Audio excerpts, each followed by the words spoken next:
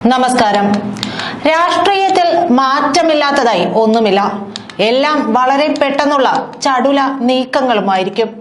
അതിന്റെ ഒരു പ്രതിഫലനം മാത്രമാണ് ഇക്കഴിഞ്ഞ ദിവസം കണ്ടതും. സംവിധായകനും നടനുമായ മേജർ രവി വീണ്ടും ബിജെപിയിലേക്ക്. അദ്ദേഹത്തോടൊപ്പം കോൺഗ്രസ് നേതാവും കണ്ണൂർ DCC ജനറൽ സെക്രട്ടറിയുമായിരുന്ന സി രഘുനാഥും ബിജെപിയിലെത്തി.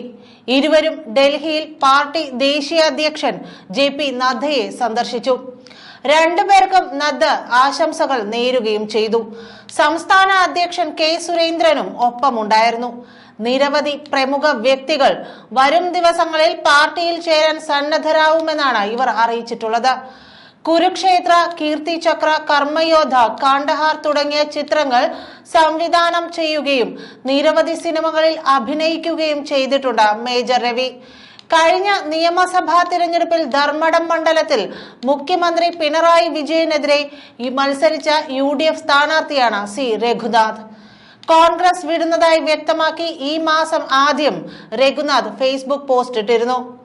നേരത്തെ BJP സഹയാത്രികനായിരുന്ന മേജർ രവി പാർട്ടി തന്നെ പരിഗണിക്കാത്തതിൽ പ്രതിഷേധിച്ച കോൺഗ്രസിൽ ചേരുന്നതായി പ്രഖ്യാപിച്ചിരുന്നു. മാത്രമല്ല, തിരഞ്ഞെടുപ്പിൽ കോൺഗ്രസിന്റെ വേദികൾ പങ്കിടുകയും ചെയ്തിരുന്നു. എന്നാൽ ഇക്കുറി രണ്ടും കൽപ്പിച്ചാണ് വരവ്. ഈ വരവിന് ദേശീയ നേതൃത്വം പ്രാധാന്യം നൽകുന്നതിന് പിന്നിലും വ്യക്തമായ കാരണങ്ങളുണ്ട്. ഒരു സമയം വരെ K സുരേന്ദ്രനെ മാറ്റി സംസ്ഥാന അധ്യക്ഷ സ്ഥാനം മറ്റാർക്ക് നൽകുമെന്ന ആശങ്ക ഉയർന്നിരുന്നു. ആ സമയത്താണ് അണികൾക്കിടയിൽ നിന്ന് ശോഭാ സുരേന്ദ്രന് വേണ്ടി മുറവിളി ഉയർന്നത്. ആ നിലയിലേക്ക് കാര്യങ്ങൾ കേന്ദ്ര നേതൃത്വത്തിനും താല്പര്യമുണ്ടായിരുന്നു. ഇതുവരെ കേന്ദ്രം തീരുമാനിച്ചിരുന്നതും മാർച്ച് വരെ സുരേന്ദ്രൻ തുടരട്ടെ, അത് കഴിഞ്ഞ് ശോഭാജിയെ സംസ്ഥാന അധ്യക്ഷയാക്കാം എന്ന് തന്നെയായിരുന്നു. K സുരേന്ദ്രനെ കേന്ദ്ര നേതൃത്വത്തിന് താല്പര്യമില്ലാതായത് എന്തുകൊണ്ടാണെന്ന് എല്ലാവർക്കും അത്യാവശ്യം അറിയാവുന്ന കാര്യമാണ്. ശോഭാജി വരണമെന്നും സംസ്ഥാനത്ത് BJPയെ ശക്തിപ്പെടുത്തണമെന്നും എല്ലാവരും തന്നെ ആഗ്രഹിച്ചിരുന്നു. കേരളത്തിൽ ഇക്കുറി താമര വിരിയിക്കേണ്ടത് BJPയുടെ അജണ്ടയാണ്. അതിലൂടെ കേരളത്തിൽ BJPക്ക് വേരോട്ടം ഉണ്ടാക്കുക എന്നതും പദ്ധതിയിടുന്നു.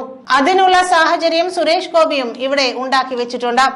അതിലൂടെ മുന്നോട്ട് ആഞ്ഞു പിടിക്കുക എന്നത് തന്നെയാണ് പദ്ധതി. സംസ്ഥാനത്ത് തന്റേടമുള്ള ഒരു അധ്യക്ഷൻ ഇല്ലാത്തത് BJPക്ക് കേരളത്തിൽ വലിയൊരു കുറവ് തന്നെയായിരുന്നു. K സുരേന്ദ്രന്റെയും V മുരളീധരന്റെയും അവർക്ക് ഒത്താശ ചെയ്യുന്ന കുറച്ച് വാലാട്ടികളും ചേർന്ന് കേരളത്തിൽ BJPയെ കച്ചവടം ചെയ്യുകയാണ് ചെയ്തത്. BJPയിലെ ആ ഭാഗം മുറിച്ചു കളഞ്ഞ് ശുദ്ധികലശം ചെയ്യാനാണ് കേന്ദ്രം തീരുമാനിച്ചിരുന്നത്. അതിന്റെ ഭാഗമായാണ് ശോഭാജിയെ നേതൃസ്ഥാനത്ത് കൊണ്ടുവരാൻ പദ്ധതിയിട്ടത്. അതിന് മോദിയും അമിത്ഷായും ചേർന്ന് യെസ് മൂളുകയും ചെയ്തതുമാണ്. പക്ഷെ ഇപ്പോൾ മേജർ രവി BJP മെമ്പർഷിപ്പ് എടുത്തതിന് പിന്നിൽ സ്ഥാനമോഹം കൂടിയുണ്ടെന്ന് പറയപ്പെടുന്നു. സംസ്ഥാന അധ്യക്ഷ സ്ഥാനമാണ് ലക്ഷ്യം വെച്ചിരിക്കുന്നത് എന്നാണ് അറിയാൻ കഴിയുന്നതും. അങ്ങനെയെങ്കിൽ രണ്ട് സിനിമാക്കാർ BJPയുടെ സംസ്ഥാന നേതൃസ്ഥാനത്ത് വരും. BJP സംസ്ഥാന ഉപാധ്യക്ഷൻ നടൻ ദേവനാണ്. അങ്ങനെയെങ്കിൽ ശോഭാ സുരേന്ദ്രൻ ദേശീയ നേതൃത്വത്തിലേക്ക് പോകാനുള്ള സാധ്യതയും കൂടുതലാണ്. കാരണം കേന്ദ്ര നേതാക്കൾക്കെല്ലാം ഏറെ പ്രിയപ്പെട്ട വ്യക്തിത്വവും പാർട്ടി പ്രവർത്തകയും മനുഷ്യ സ്നേഹിയുമാണ് ശോഭാജി.